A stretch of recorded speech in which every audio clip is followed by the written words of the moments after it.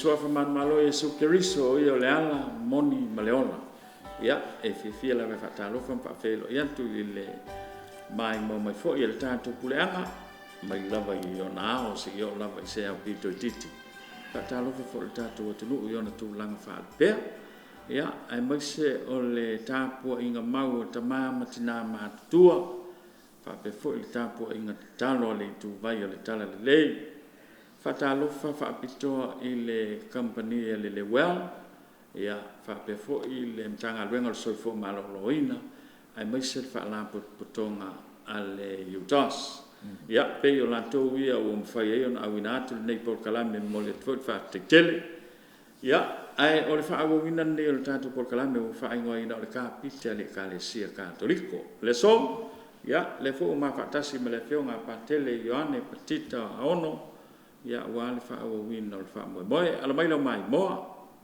talo fa lo fiong pate ya so fo munia la bea se fo ka ko ofisa ale pu mana TV o TV fa ma lo so fo mal lang mal ma lo fo ile to ata ma lo fo tong foi mai ni yes yo e o langa me wo pa kimu ma ko lo i ya fo yo fa ko le kiki me pat ya la se lo ka mai muia ia i manga i fo ta mate se talo fa mo le lo fiong pate mata le tu ka ko proclame ne futa ya ne fiaf so a futa ma le alo le ngang pa ia amen ne tu lo matu tama Yesu e lo matu i fa ola ngang pa ia lo matu so swani ya matu to ya fi la fio mo mo li fa tai me li inga fa manu mal fa ne tanga la fio te lo fa muniango lo sa mai pe so i foi matu lo no so matu puleanga me se foi o mato o tunu ia mato fa tai la o fio mato stalo ia a foi ni mato wanga manitu o se fa mangalo i mato tanga tala wa ia vai e mato te mutua la o fio o oil le lo famoni e te fa mangalo mai fa ngalo o mato vai nga fa tangata ia mato stalo fa ta smelo nga pa ia ni foi tai a mo ni fiaf o alfa tini ngoro mato por kalame mori mau e pe i lau folanga e mese fo ile o onga mai lau fio e ala i Ekalesia tala tuu e mese de tus pa ia a vela ma mea fai ngā ruenga mato te momoli e pe lo finangalo ile lalolangi atoa whamonia si o mato o tonu whamonia o mato pureanga e mese fo i lau fai ngā ruenga umara malo ia ma company tai to tas ia awale atina engo si o mato o tunu ina ia manuia tangata uma o mato talo maliolenga le nei o na Yesu Keriso lo mato wali amen so a fotama le alo nganga pa ia amen malo fa dai lo fio mo talo makua vave o leu vai sa sufi ko ko sanga leu ko sufi kulia ngafi ya spera so fulo o yulai sa fa kinga ve o makalu o foi mak de se o mato asa ni ngafi makora pe ni sa fe o le sa sufi ko sa ya sa fa mamaru fo sufanga sangata oi ya ana mai yo akimo ya la mana ya makoi pakasisi matum tang renga pa inga pa mo malo fo le ngalue o le vai solente nei le sata i la apostolo a tu spaia ya male tradition sa le e se la usano ya peole fa fon mai il tato fa fonga tato tunu me sul tato preanga ya a faia le ke pe fa lo mai o le lava pe ko pizza ko ya le wa ngale ka ke ma le tu si la ngai me lo a fi lo pe ya nga le ka ka ngoi nge mo tino ma ku nge programa ka ko lama ya ku spaia talo tu ya male pulenga fo le Ekalesia ka Manchester e pe nga e tala ila vea Ia sisia fo ka ko akana na tato a matai. Ia o Maria mala o apostolo ma ko ria ke fo le fa ka kale la o apostolo ia le me fio mai le toitu o Yesu. Toitu o Yesu. Loka ila ko ngole. O le fale fe ia yutia. Ia ang polo misia Yesu. Ia o ko ke pole o te ia te o to. Ia ma le fio i fo le nganga pa ia. Ia fa mtalo loto ia la to nga tala ingon fina ngalo wa pe ang kakalo ngava Yesu. Ele ia se kamai, ele se malo, ele se poto nei apostolo. Ia leo tu atama nei la to wa fio Yesu le lang. Ia lang han fa ko in o ko ke pole. O te au nei fo ia nga pa ia. Te to no to nga renga. O ko ke pole se me ka. O ko ke pole para le upu ko ke launga to fina ngalo le tu. Ia mai le nga pa ia upu. Aya, ta yala le nga pa ia. Ia nga sa nga mai kau ke me Yesu mara o apostolo ia o mai senkuli momu ole talun fatu ina Yesu le Ekalesia. Ne fana mai ku spa ia. Pe ia ele ka ma kongu ngale le upo le ola a. Le upo o Yesu le vai o le tua. Le o le tino tangata ia mo tato o ai o Yesu. O ai o le tua. Non na luo persona tato pa ia. Ia lau ku ui mamai ai tātou ngana, awa, pea nga e whakakanganga nawa Yesu. Ua, umakura o apostolo. Ia ai, tō fia fo e. Ia o apostolo ni se so ona nana. Ia lai e la lea kalongkoru lea lo sisilatu le. Tamapa ia ma, e piko pō ma mai lea tunu, ma lea tunu. Ia, o se mata anga matongo fia kako kikilo. Ole Ekalesia lo langi ato le in the presence oi for e ko po ma mai le continenta ole lo langi le ka mai tato le mata mo fio lanu ai ia ole Ekalesia ia la wo pe wo represent e ko po ia pe ia nga tsaita ka ko fe la mervesta wai e so tanga o le Yesu, o apostolo, kuspa ia o mai lo tradition, ia ma le magisterium, ia, o le so tanga le o mei, ne whaata ko nga, ia, ka ko mai la le apostolic tradition, ia, e la me, le kaua le apostolic tradition, e ma fo mai e sa mai le upu apostolo, apostolic, apostles, ngala lei o le kusaro o le tradition ala o apostolo ia ngala ko pitino ma lima ma lima ma Yesu ia la ka ke ia ka ko kang fi ia fo e fa wa e handed on what they received from Jesus, teaching and example, and what they learned from the Holy Spirit knowing ngala miracle apostolic tradition ala hand on ya wa onga ma ya Yesu ma o apostolo. That's apostolic tradition. Ya, e me ngale le ka ya ka ke fa mo fo ia nga tato po se ka mai jes. Ka ke fai kau ye kuspa ia ka ko mo inga mai o apostolo tu lima mai ia tato. E tato fa mo fo le mano le nga pa ia. Le mano le nga pa ia fa man nga mai ia tato. Mo se ka ma le Ekalesia por magisterium. Ia le interpretation ia por fa unga ina. Ia ole upo le tua mai tuspa ia ina ia lau le tato ina ia ma ona tato le nu ole tua. So apostolic tradition is to be distinguished from the various theological, disciplinary, liturgical, devotional tradition. Ia makau fo mesela me local churches ia fanga me fo is traditions like me fo mo o itu ainga Yo quiero ko ai le ka ke ye lo lan. Ia e lengi me fa mai Yesu ai fa len ka ko ai nga Maria man ka ko ai nga saka.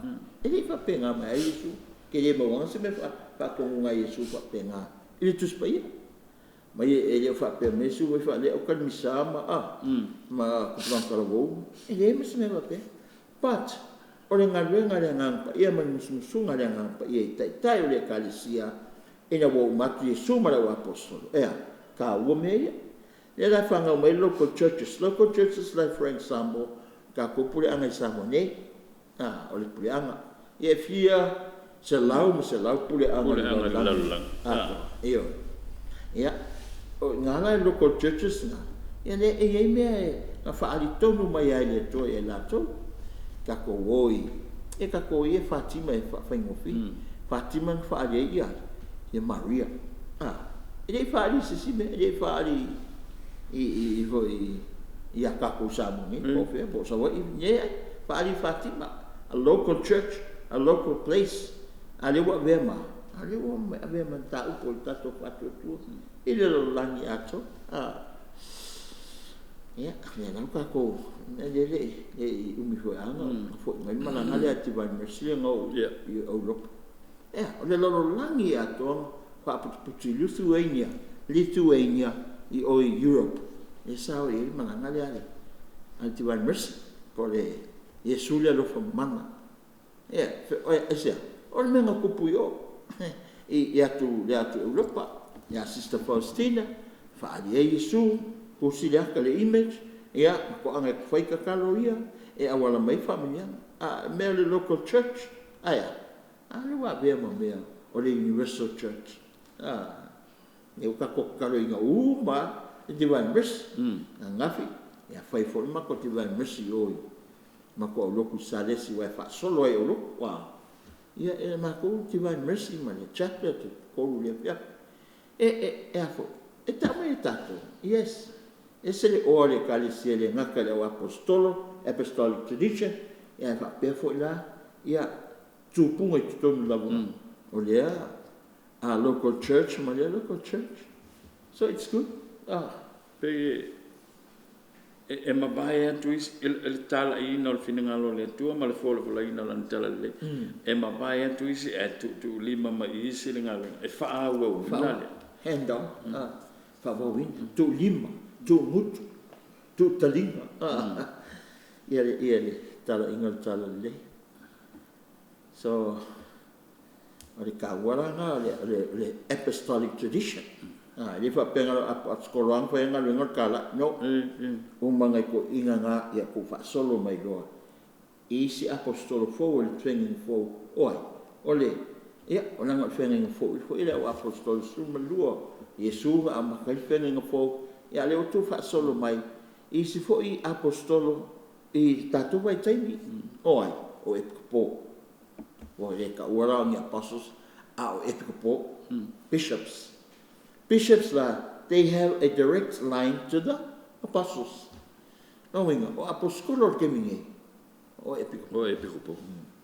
E lako authority e mata opusi siliko kongolea pule anga male pule local church. E mata opusi makalia ia kako ia ako le Ekalesia Universal Church ka ke follow por canon law, por theology, por scriptures. But ia for me particular lava le local church lako e kala fe ngai malanga no ma ya ese nalanga ese manga yole ole fongola le Vaticano lua pero Vaticano lua le fa mai kama pa ia pope Ioane Lufulton kala fe ko kala fa malanga se sau se fo como le Ekalesia se manga wai ne tangata fa tua se fo Leo se a fōlang ia o ongo. E pia rupe masanita tu mau. Sui ia whainga ia whawai. Sui whainga tu mau whawai. Tu mau a whawai. Sui whainga. Ia wha mai ea whongo ngā Vatikano mai whao ngā roringa ngana ia ale atunu. Whakingo insami ngā lotu. Leo e kakuspa ia Samoa. E kakukusa misa Samoa, kusikakalo Samoa. O longo I tino longo I loto tangata Samoa e fai kawa kruko I ngumalong ko mamalama ngai ro mesa e lakinga ia so e fai ai lunga I ola ue ole au kanisa patele nga kemia mingoi mai ka kemi e o mai karire li ko mingio na ni kemi ia o ko semana ia ka ko hanu nei fonga fucking ko misa e semana ia as a Samoan and a Samoan priest I would love to do this cultural adaptations I ko kongolo ya o ke mi hore la mai moringa ya siwa mai ka ko kau po ai yuli mori mai ka langa yuma o ka se mangi o me Sicilia le tunu tato tunu Samoa ya le fa nga e mo mori le e ka langa le tu la ku e angi me a fa le mesili le a fa le ka ko si le fia mai lo le mesili le lan me le fa le e ku i fia nga me matango pi e pe me lan na le ka ngo mai I le fa o mai ka ko proclame va so le ya la casa lo e si me que fi sa ngo ivana le pa wale wale a fa la o tu fa solo mai nga le apostolo te mapaia e pikopo ia yo o mai lava yo se tau pia le mai ele na o la to ia o fa mo ele tala I no fina ngalo le mo e o ala ia pe fala na sa no I tato tu ai nga ma fa la to e ai fu la tu va nga o vai mali mai o tala le e wa mo ia ko ska ko ngo mo se ia po ia nga fa ko ma ve o yo ya kalira ngasua mo ingulanga kofe e la ma ko lo yo nga ya ko ya o le ko I a mo ngai a ko o so ya e asal ngasua ka ya o loko mo makanga le nga ya e fio ai lo yo angama lo mo fo vai lo yo ale fio kwa ye fa ye misa ye me ya sama me ia e pe o vai ma di ma o tala langa e nga e va pe foi langa o koi fiao o kanga pe o kana mo o nga fi vai ma ko ti vai mes nga ka o lo kwa nga la ko fa ki ngo ma kai ka ia ma ko ai wa pe o singa mea pe la fa o ma fo fai fiao le mea ma na fa fe o le Ekalesia tanga ta umange ka wa kam kiki le kiki avella ko piccola alia o le tino le o ke riso le ele la la e tinga a ko le Yesu ale fai vo la ko kiuke fa tino la to ka foi lo ngala e fa si kingo me e fai ka ko Ekalesia pe ave uma ka ko foi ma ka ko ki a ko ave mo na lai ngai ko ngai ka ko lo ia le mingo ia ko al tino pa ngai oi le tino o Yesu e pe vo me ka ngo me ngi ia oi foi ngo fa ko ko mo foi ngo ya ai ese lo le kai ko mo ese lo kai ia la vo pe foi pa si pale el pa maku o se uma koyang ai pa lai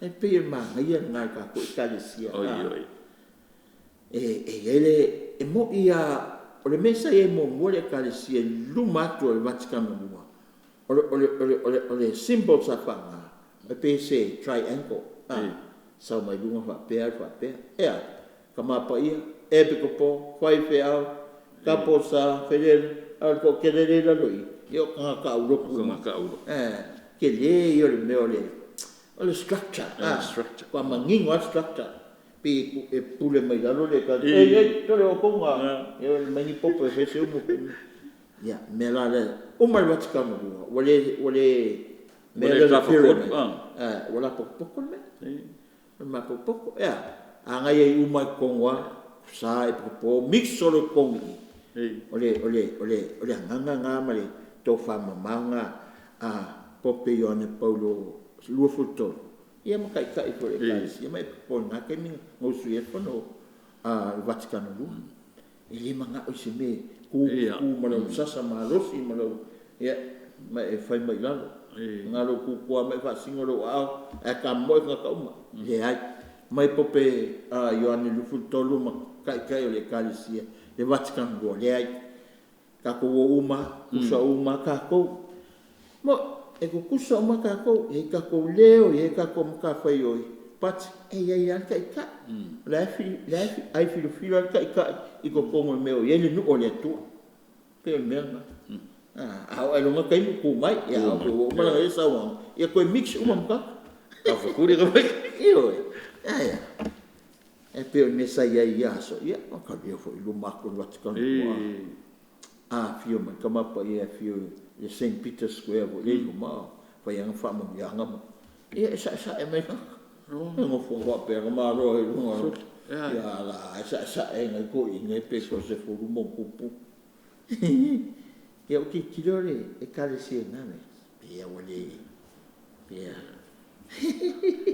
pe wale kalafia ngai ia na pe o ki kilo tangata o pe se ku tangata ia ai ia ele se me foi nesse série Ekalesia o me avo na fa me melo ele Ekalesia ma fai me ngata foi me le ma ko ku tangata ia na ko kai kai nga wa o kama pa ia o le Vicar of Christ kusa le Vicar of Christ o le suiva ai leo Yesu lalani so ki kilo na tangata fa tu o kama pa ia o Yesu wa yang la ko foi ngi ba ni ya makau dia ke dia ya ko aku skolo punga Yesu se ia wa la asko inga which is ya pa wa le kal fa so pito le Ekalesia ke me ke le ku angawale ke le ku ya le mga ale Ekalesia mai yo ton ni ka ko sa wa le mo e fu te mi pe la kau in love ka ile tua o le fa ia le sa ave ngas il kama pa ia pe ao e amor kama pa o le fa como munga le o le tua ai sa Yesu ngile o ya mo sama van ya nga sa le ya ma ka ia fo fa le nginga ka ko li fa ola o te li sa e au o e au na mai io au na ya nga ke loi o le nganga o Yesu au o le tautua ya le fai fe au mai pa fango mai o mulu nga vai mulu vai ya vai o le nganga piko ma wala no ale ya Israel ping ya malo Yesu lo nga apostol manga yo o le fa ka inga se manga yo le ka Yesu e fa ka mai ka le me ka mo fai ka ko wo mo le sa lo tonga mai fi mo ia ele fa pe vola fa mai o mulu vai o pe o e ia nga nga ka ko fai ai e ko ilalo ale si me ilalo Ima foi nga ku ia la bangoa la vea ma sanga ia ula nga ia sa o ke pa ia me ku pula tu ya e foi nga pa lo ka vo e sa pa ka lua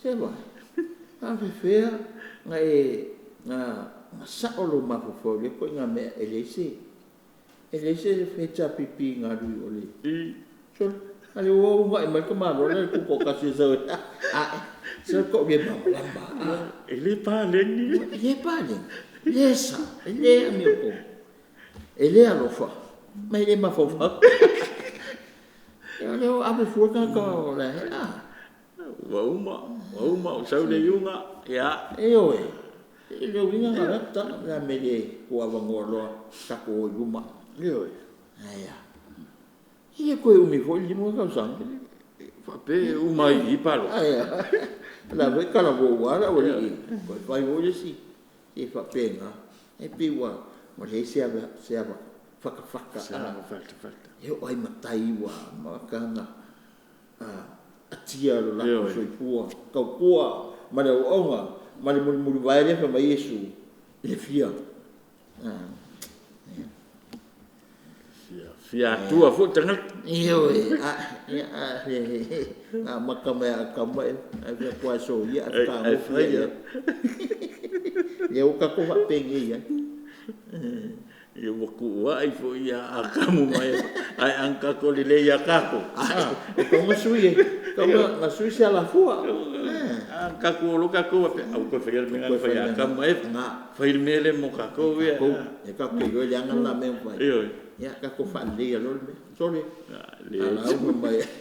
O e fai me. O fai am fai me yo akam mai. Akam was ko inga akam le. Ya aso ya. Ya ole se me le ka wa ai fo i pai. Ya o ngana ka ko ki fa me melo ya. Ya ngana anu ya se ya. Oi yo o ka so. Pai ya fo i la mo. Ngai fo ka me ki o ma ko ka ngalu ngai a o ngai. So ya wa pi ngai fe mi kai pe. Me ka o ngai ah mai. NUS. Me la pi ka. O ka ma ngai. Le ko pe pe o science ya. Ka fia ya. Sole. E mo mai sole ola le alu fangu ali ma. Alu ai lunga fusu anga so. Ya ai o fai longa ya la yo. Pi ka mi pa e me o famisa. Ala ko kom makao. Ni ma ko. Pa ka yo le ke yesu sonya le. Ko me fu lu fa pe ai. Eu meio so sonha fonga fa. La fo oi lo ko nge fonga fa. Lo le ka alo. Eu vou fazer e se fiel para mim, que pelo menos. Ia na. Alu lo ta hard way. So ele o pili mo. Ia na. Ese que eu nem se sonha, eu vou calhar, mas. Cara se Ioi. Ia uangi fa uangi me. Ioi. Eu vou colocar com o esquerdo. Ioi. Mo ia ele no esquerdo, ele lá, ele lá no sapi. Ya kako se kako wa sa mo le yung viske au le sa ka ke mi ka hoje ya ko ka le mi mika me ko pula son kengi ele mangi men ko pul ma ko vai kai mi ka na pa we o ko wa makari ya ange au hengi me ko pa le mo fo ma ngi ale o mangi ka mangi soli vale ya ele le le ngole au ai foi a fa te ku ye le ku la ki le me ku le ku na ko wa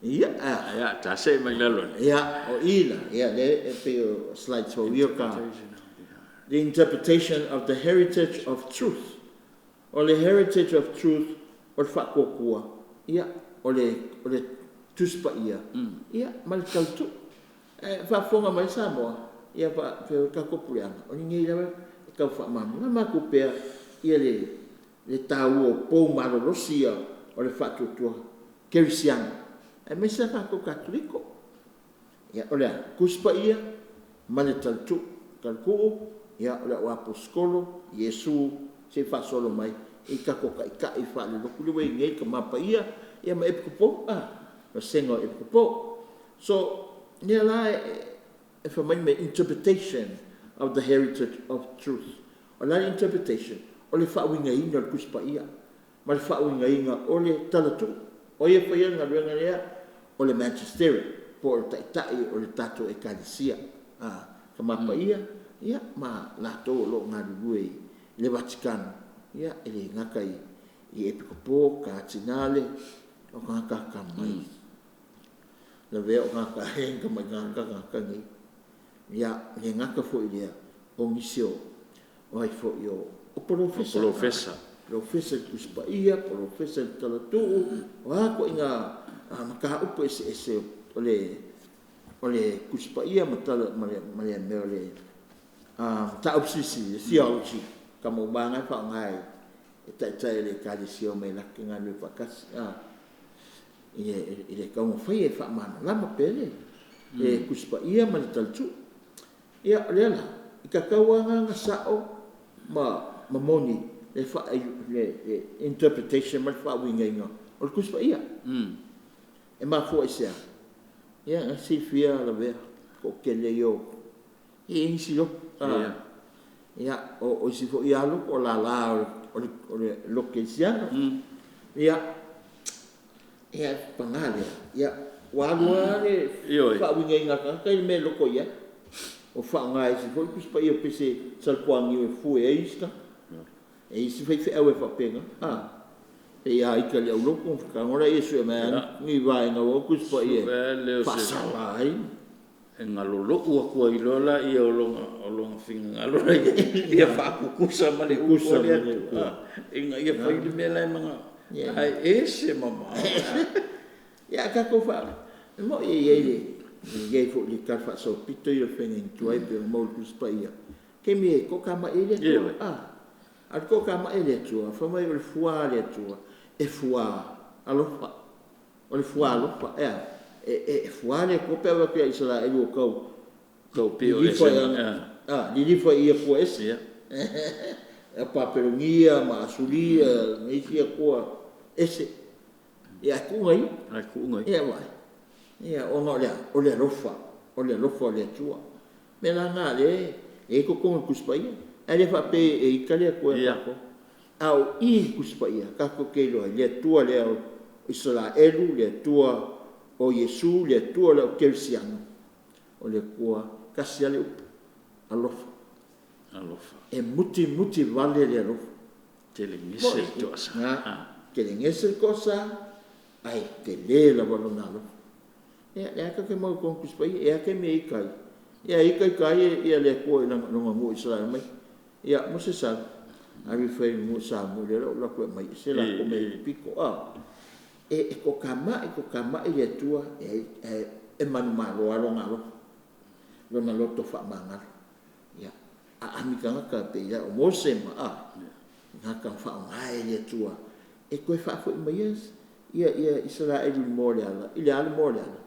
Le maftanga le tua mrona nu o Israel o tolo nu o a o lo tua o ska ia polo inga fa manuia ia to ai upu ia tenga e le ana se senga lo punga tenga le tua ma Israel mai tato ma Yesu ka ko le Israel fo ia o Yesu tato ali foi me foi upu Yesu ia ka ko pe fa mtatala e mingu ke wa te atini le lofa o le tua e ala mai lo nalo o le upu le o le upu ola o le upu le lofa o ai o Yesu e la e ka o mo tato i le isala e fo e o mai le Ekalesia o Yesu le o le ola o le punawa yola le kele ia le kongu kuspaia o Yesu o le vaiola o le vai puna pea o Yesu o le vine ke leo mea ngā i whapekangia, I am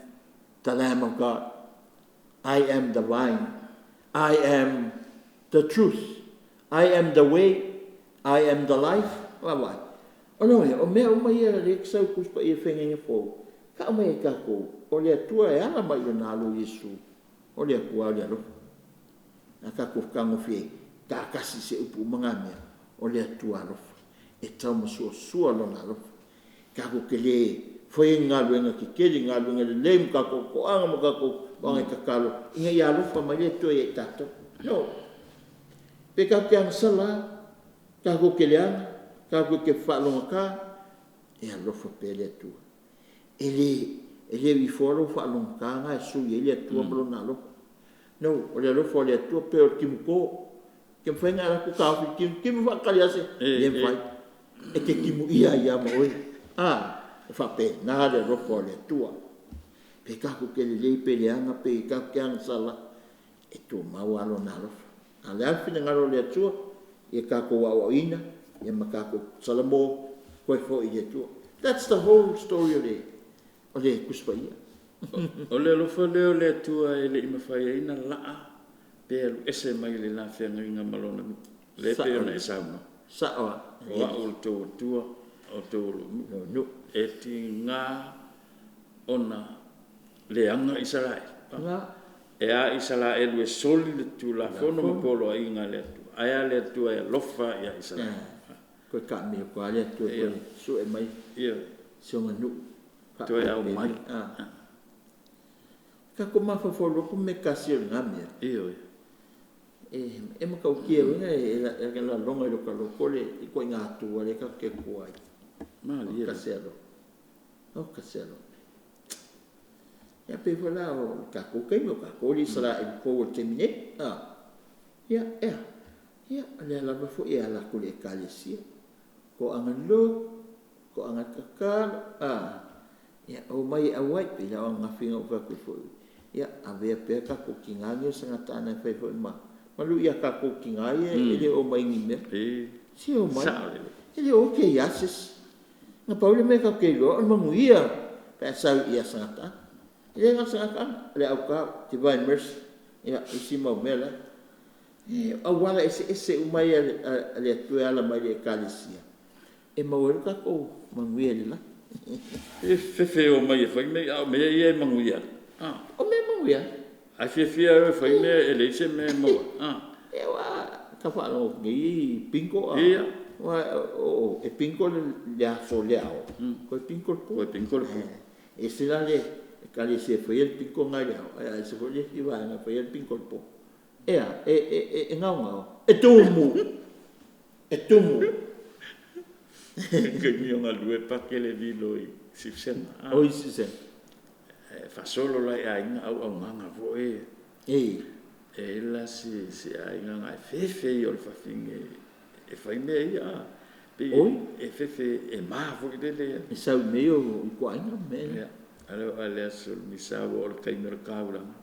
Tawa pakkele di lo mali pure o singi si finge. Kauli. Allora ia ma sen e le ka ya o se.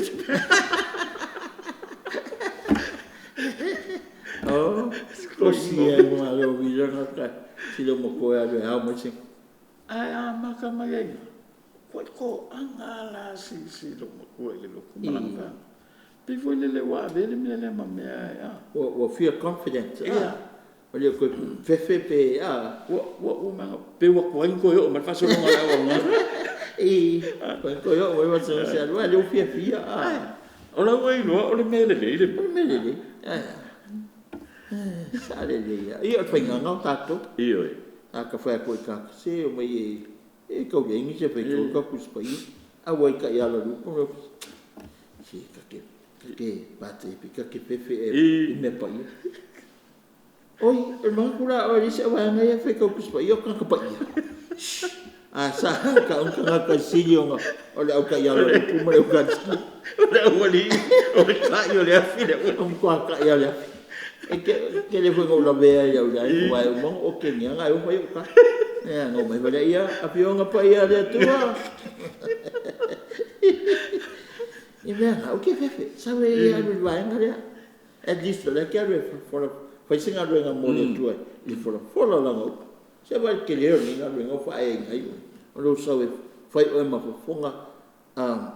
fonga fetalai o le upo ia tua e magia ma ko sai se sai io se sa asuas kusala o si kaya e me ana io le cape so ko ha ma ka pi fi professor ho ye o ma ye ka o ki kilo ko so ye alu lo soli ne ka malo so ka ho i ke me lo a penda mo fo la e ko mai ka so fo ku so fai ka ngomo fai ka ngana la sa we alu mo modinga o Yesu Maria mai Yesu man ma mo le mo modi e ave la kaula mai lua lupe ma lua mangka ya anu lo mai ya ona mo modi le Yesu malu ya ona ave le la taulanga lua lupe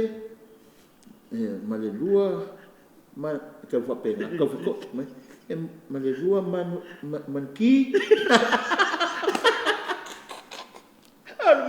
manki so ya wow la fo okay ka ke le se fa ka ku spai ai la fa pe ko la ka bum so pa so manki wala ki ko man manki apa ka le mo manki Israel wali e tupu me ia la ufion patet e kupu ia mai se la o no lo ia o la ta pena mai ai la na faitaunga le aso ai nga ke le o sile fia o le aso fa mamalu le aso le Ia nga minika ko ia le ke. Ape o makape. Na, ai la ko ngal pula. Se ia nga pe ia le fe ai kuspa. Pe ala ia la su la nga yu I nga le fai kau mo. O ka ka no kambang. Actually ya o so mangki. Mangki. Lua mangkanya dia mai lua mangki. Ya me le kape nga mo le. O le kape nga. Ya, pe la le.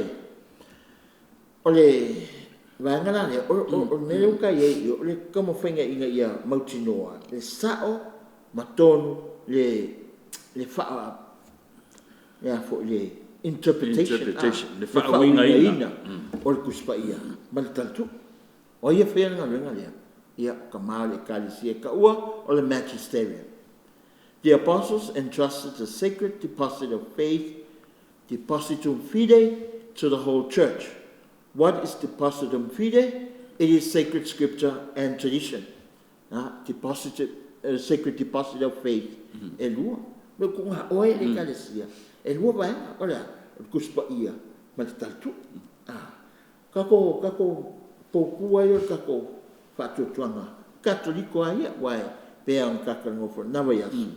Ole tantu. Ya ele o kali kako uso kersiano.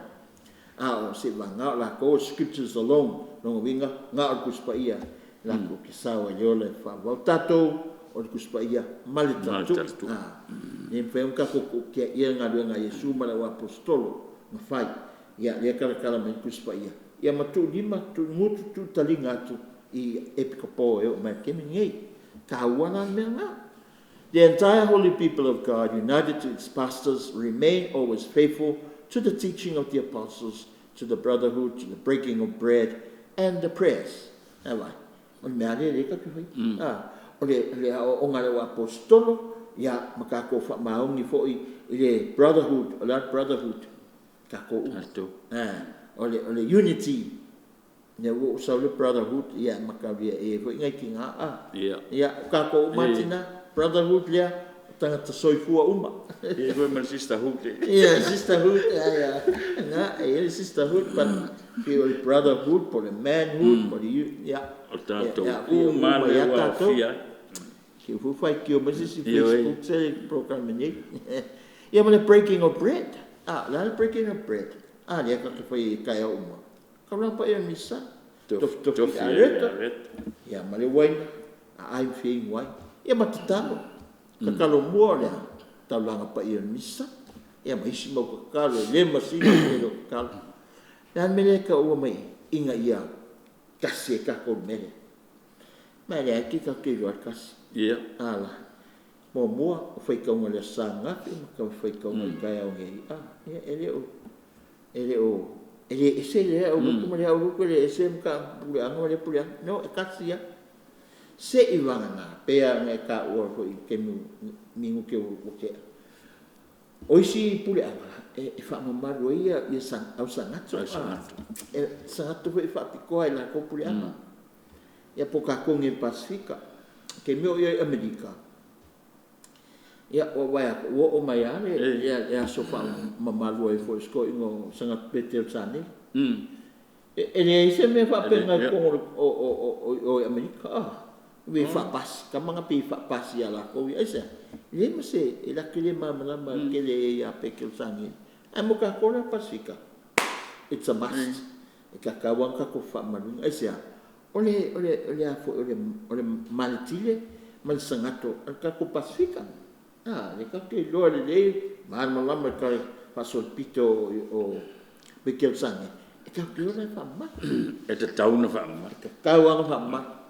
Mare foi como kako pasungkusi kako kusemisa ya ia seka mai kasia tato kasia kako ese misa foi misa io Afrika misa foi como uma kasia kako menga ese le ka wala ni brotherhood ya male breaking of bread kasia misa que ya la ku inkia se la komi palme ese ole ngana pe a fe la fa ngana a fa yo fa ma te ka ngia ko mo ia okay ka ko le ka ke le ka ko ka ingisi ka ke mam la mai ia but otherwise e se ko o la fa la ko pe ko tato e fa kingo ia mi misa ngana samo ia pe o le ka ula na o le interpretation o le heritage po le mataanga o le moni o le fio mai o le tua le tangata e ale kuspa ia male talitu. So in maintaining, practicing, and professing the faith, there should be a remarkable harmony between bishops and the faithful. Ia ngala. Ioi. Ia whamautuina le maltau fiofia mau ma le practice ia ma le whakingonga o le ma le folfolanga o tato whatotua. Ia, e ka kaulanga whangau mai ai. Se harmony. Se harmony po se tasi anga. Oi, se kasi anga. O epiko po mai tato lau whatotua. Ele esen mele kala i mele au. Ma whatung tonu me kako e epiko po le magisterium. E se me kako manatu e tato. Ia, o mele leing ka hawol kako whanongolongo a fo i. Kako kaika, tato kako Ekalesia katoliko, kasi ka kaika. Oi, tamapa i. Saure lalu lebole e kupo, ia whaasoa mai e kaika, whaasoa mai e kako, ia piho kako i ni sa mo kako pulea. I kako kama e kupo, ia, ko ia aku lunga fo i. I kamapa i. So this is the way, process le whenga o kako, tau tinonga o kako whako kua, mai whatinonga o kako whako kua. Kau ke roi le kasi, kau ke roi le hamani, le ronginga le solonga le o sauninga loto.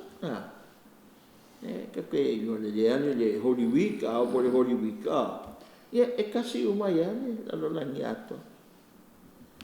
Pe Paule le se senga pe na sa no o ngana i fatino ai. Ya, le o se singa i le taulanga pa i le misa. Le o se ngai la o se Amerika. Kasi ale structure ko le misa. Ke me fai kakalo amaka le misa, ngo fodal, sa fai ko kuspai, ya uma, fai le evangelia, wa kupa ke le structure na po le. Le process e whakulang. O le o singa misa. E le whape e seisi i misa e Amerika, e se misa i nisi me. Tasial structure nga. Ai mea whakingonga po ngai. Ia mangai mea e pe e whapapo i kako pe on kako karango. Mo tato i kako. E leanga nuu. Leanga nuu. E sen manga ia me wenga o mei palangi i tol. Fia ke le kako. Pi e lauli e le misa. E ola misa. Mai e ke le a hore tāua ia i tātou. Ma le mini, le au ngai a kako. Ma kau ke mamlama nei e mei e whai kongon. O le anga nuu, ko kongon misa. Pau foi le se nga ma misa e tunu mau o nga o fafo pe e sa ulonga ka le misa. Se ilonga e umale misa ko ako e kulu ngar fafo. Au kako.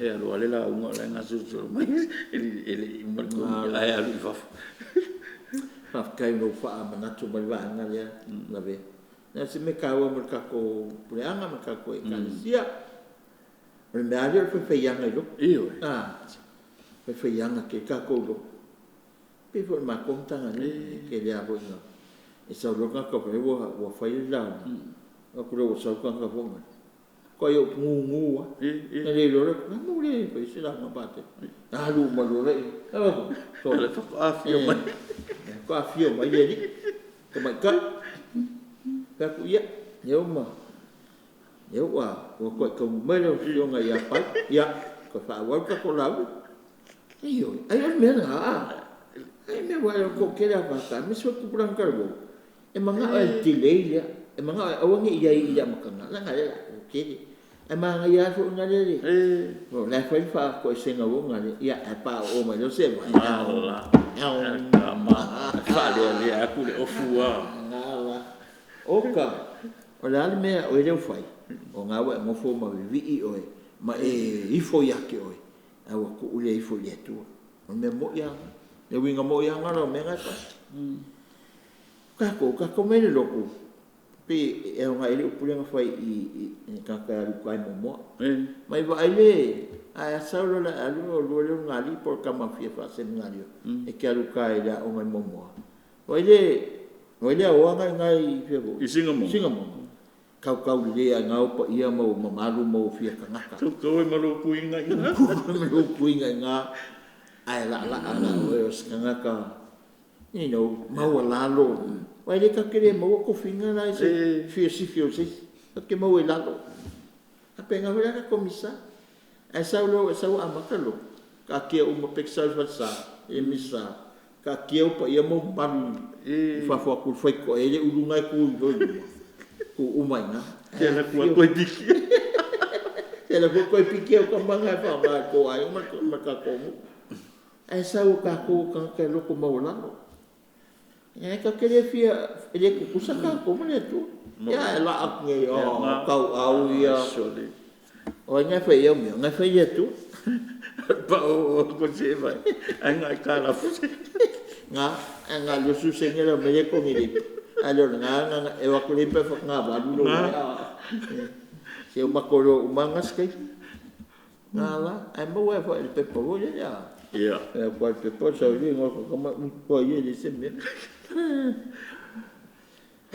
ya piore ma ile fa ma na tu mai nga sa ka ko le ka se katoliko se ka ko fa ma e aver ka ko fa lo le tua e ka ko mo yo ai e fio mai le tua sa ka le ka si ai le fa pe e mo mai Yesu ala ko e ai ka ko mo wakul posesio como le fai pese como farsa como le meane le ko kape e fai a comidinga mal posesio le ai ele se me comio baba ai mai ya o le o la fio ki a como ma la ko foi no sol ele ia mangisio se lo nga kulo ki solo ai ki ka ya lo eucaristia ko aku ese fio ka solo nga le fa pena misa ka unha fio ku Yesu le eucaristia wa le ba ngai fa kali mai aya le ba ngai fa kali o loto maulalo ka dia le ya me nga ko fa manga ko ngwe ngalu ke le ya aka o yo nga me ka ko fa tutu ya ka ko mane magisterium of the church ala le magisterium ala task al magisterium giving authentic interpretation. Longo winga, ole wakunga o se fa winga tonu, fa winga moni, ole upole atua. E lua ia awala, le written form. Longo winga, le afo le upole atua ala le kuspa ia le kuskusia written. Ia man form of tradition. Le veka o fa fonga me ala le wakwa ia le scripture and tradition. Longo winga, ole o onga ole afo ole talatu ai Ekalesia. Ka ko fa long nge me o sangato ka singa mai o le tradition mai ko inga manga ro ma ko sa ola po ka ko mo pe tato enga ora la ko mo di mau e ya Yesu ma kala le ma le Ekalesia ya ka ke ma amanga ia ila to wa ma you fo ila to le ya fo i onol talale pui ngol talale ela oila e foi nga le ia tonu masao fa winga ngole upole tua ela kuspaia o ia foi magisterium ai ale fa winga ole taltu ole Ekalesia ia sao mai tonu magisterium na le winga magisterium teaching office of the church alone e ka wele alone ngau ka fa ala kele kule alone aisia nga magisterium la me fai como ka ko yen fai nga fai stanga ta wa fai nge la ko fau me fo nga le tu la fai au ia na nga fa winga o kuspaia oka la ka ko va ai mi fai la ka ko kilo la fa winga nga mo ka ki aya a pio ka ko o ia ka ko process o ia ta le Ekalesia ya wa mai ele awal tonu ya e ka fa winga kuspaia Ia na foi ngā leo, fai fi au sen ngā leo. Kasi le mea ngā lua ai. O le interpretation ka o le exegesis. O le como fai fu ngā lea o le awala tonu e whauwinga i kuspa ia. Po le han mele kara ngoa mai kuspa ia. Le han mele kara ngoa mai le tua i tangata. E oi. Ia langa e umi ai ke me o ai o skaulanga e oi. E a fo ia o ngā makapenga. Mo langa o la kofi wai. Ia, e ngai kuk sifia. E o i sifia au e. E ngā poka e le ema se pa i kuspa ia. Ngā, e le kuspa ia poka. E le whapeho e le kau. Hei, e tala maari e kau ke whaia. Ei la longa kau e o le. Ia fisoka i male. Male longa ni? Eo. Ai le vape le kape ngalo. Ai le vape ngā le kape ngalo. Ia ngā whai poka me. Ia pele. Awana. This authority is exercised in the name of Jesus Christ. Ia ole winga ngā me. Ole ale le power le ole. Power po le pule le authority. Le fa winga le majesty le upu ma le talatu. E kasi ale ngoe fa ngai lato. Oi, o Yesu. O Yesu. Ai mau le te verbum number 10. Ia degree 2. Therefore, this task has been entrusted to bishops in communion with the successor of Peter, Bishop of Rome. Orang ngaluena dia. Ya, lalu ku ikama episkopo. Angko episkopo apostol. Ai elaku ke fakingo pela o Mose ya fionga ya ke po. O ia le faya on sidi mo ka ko pulian. Il fatto tua katoliko. Ya. Le fai o ia la le ka kusili ia meo ka upsisili. O le fatto tua. Male kapite ia mese fo le ya fo le kuspai. I ka ko e popo. Ai fakingo fo la nga fai in communion with the Bishop of Rome. Oia kamapa ia. Ele ese mea mose fai ngai ese mea ale Bishop of Rome ia por kamapa ia. No eu fakas. Ngā lua whakas, e whenga e whafonga i fu i e kapo fu i fu o ese mane Ekalesia. E fu e ngaka fu ngā le febre, o ngaka le e kapo katinali mai o i Paris, Falangi. E fu e le kalia ia me o fonga e Vaticano lua. E le kalia ia me ngā mai o le a ko maulalo sakramenta, mai se sakramenta le Ekalesia. I mele pela nga ava ai ka malo le ka ko misa. Kiusu. Nga winga mo i mo ka malo nga le fia. Ma ko i le kau ke le ma fau le fengo ka ko misa. That's him. O nga ia nga fina ngalo ia le mga ala ia. Koe fo i kua mele ngai whaatina. Pa ia mamaru foi ko kingi. Pe au ka polo i ka kamisa. E ka koe foi ko kingi. Ia la ko mawa wa pe pa ia me ia la ke ua pa ia sa. Oka. Eu ka ko lo uma pa ia uma me nga foi ele tua. Ia fa pe a ka ko kingi o ka u. Nga ia. E kusala o le katinalinga ya lava ile e le kupu mai fo ia lo ku ia le misa latina le ka foi ia e ngai ala ro a pe le kalia le Vaticano lua e le kalia me le fa sang mai fa pe pa ke le ka ma nga ala ko papa ku e o mai le ku e pe wo ya ma ka dia so ke le me wanga wa tu ye. Ya, fai o le kamapa ia, o siwa ia le o Yesu lala, ya. Ne peke, o ia nga Ioane Lufuto, nga kōringa le Vaticano lua. Ia, whamai, kala Francis, sau si e fōu, le fōu lea, o le ea o le ngangapa ia.